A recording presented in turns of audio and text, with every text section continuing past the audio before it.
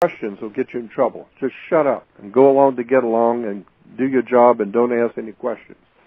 And I determined that night, from this day on, I am a rebel. I ain't buying none of it.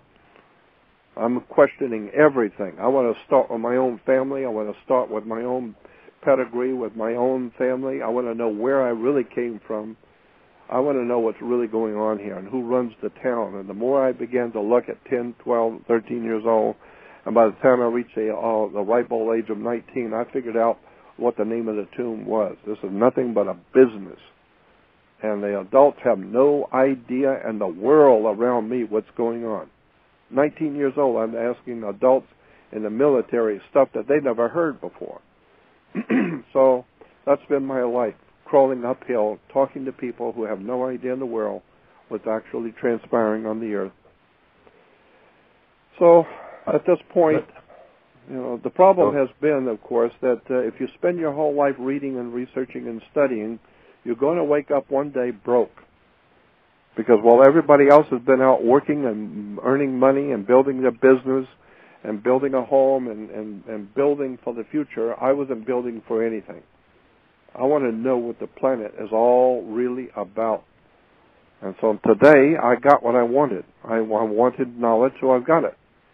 But that and $2 I get you a cup of coffee today, because in America, nobody gives a damn about knowledge or wisdom. It's how much money are you making? Well, I don't have any. Right, but I do sit and watch the world go by knowing what I know. Now, let's get to the second part of this question.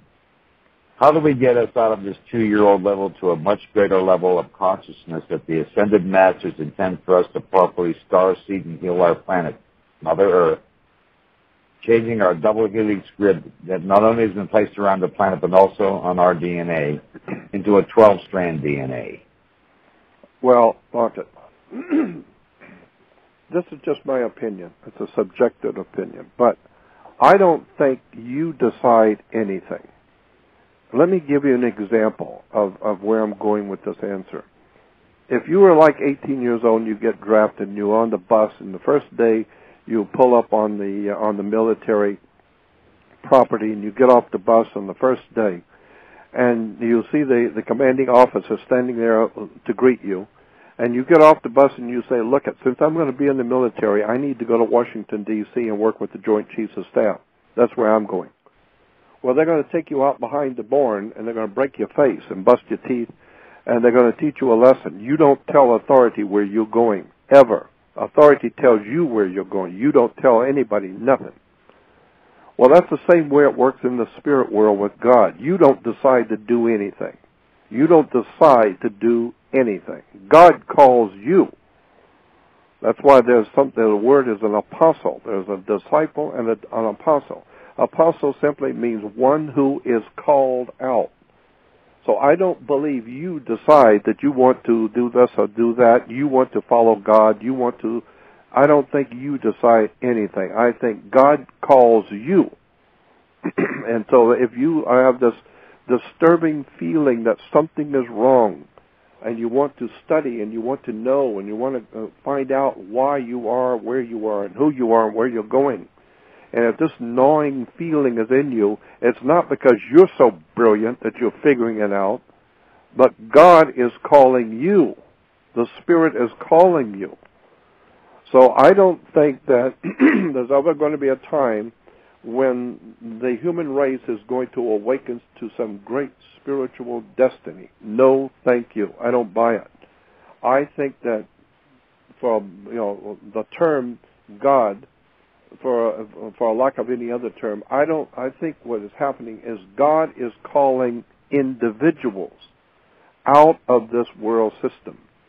It's a strange phenomena which is happening, but individuals are beginning to awaken to find that they know there's something wrong, and they don't know where to go, they don't know where to turn, but it's not because they are so profoundly brilliant in themselves.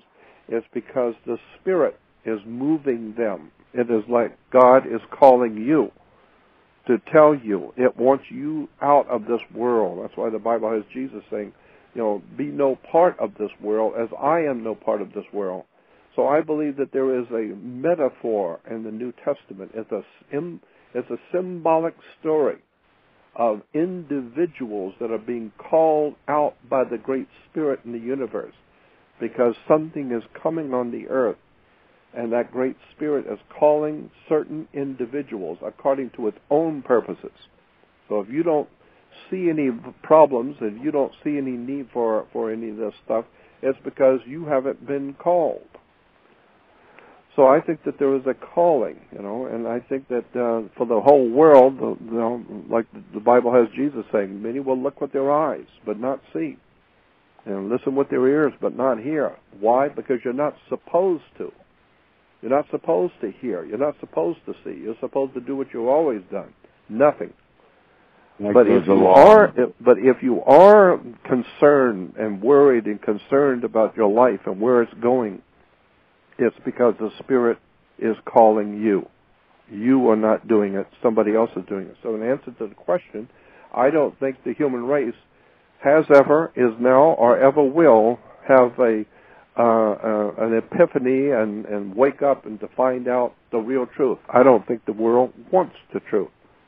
I think individuals are being called out by the Spirit, and that one will decide what you're going to do and what you're not going to do, and what you will, what you will know, what you won't know.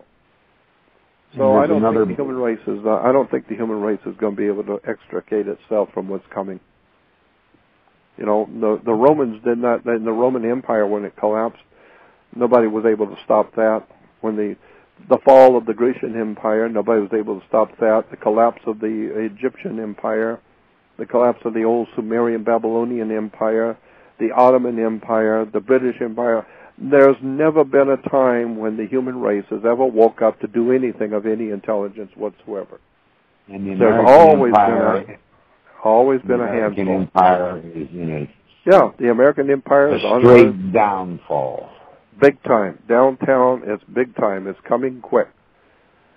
And when it does, though, unlike all the other times, this one's going to rock the earth. Because when America goes under, so goes the world. I mean, we get a cough, we get a flu, and everybody else gets pneumonia. Yeah. And so now, I have another question that was given to me earlier. It's a slight change of subject. Is Merkaba mentioned anywhere in the occult world? Oh yeah, of course. In the what is it? What's the first book in the first book? I can't remember right now. But Merkaba is a term. The Kabbalists use it a lot, but it's actually in the Talmud and some of the Jewish writings. But there's one in particular, the Sephirot. I think it's the word. I'm trying to remember now because that's something I've looked into for a long time. But the word Merkaba simply means some kind of a vehicle that has come to Earth, that spirit entities or other world entities use to come to the Earth. It's called a Merkaba. And yeah, it's been used in the Jewish religion. Jews know what the word basically means. And so we're told in some of the ancient Hebrew writings that, or some of the old Sumerian writings about something called a Merkaba. I'm trying to remember the name of the book that it's in, the first chapter of the book. It talks about a Merkaba. But basically what that is some kind of a vehicle in which entities have been able to travel through space and come here. And that's a whole subject in itself. Zachariah Sitchin and I were in business together for a long time. I sent him to like 5 different countries. I helped him on a couple of his books, getting a cover for his book, and got some of his books published for him, and we were in business together. So we had a lot of time that we could sit and talk, and I'm fascinated with the work of Zachariah Sitchin, but he's not the only one. There's been many, many other people writing on basically the ancient prehistoric peoples, where we came from, what the ancients knew that we don't know. There's a whole story there that we don't know. I don't know if you know this, but there's a pyramid the size of Cheops Pyramid sitting on the Atlantic floor, out in the Atlantic Ocean, a damn pyramid sitting out there. It's 10 miles north of the island of Bimini and an area called the Bahamas.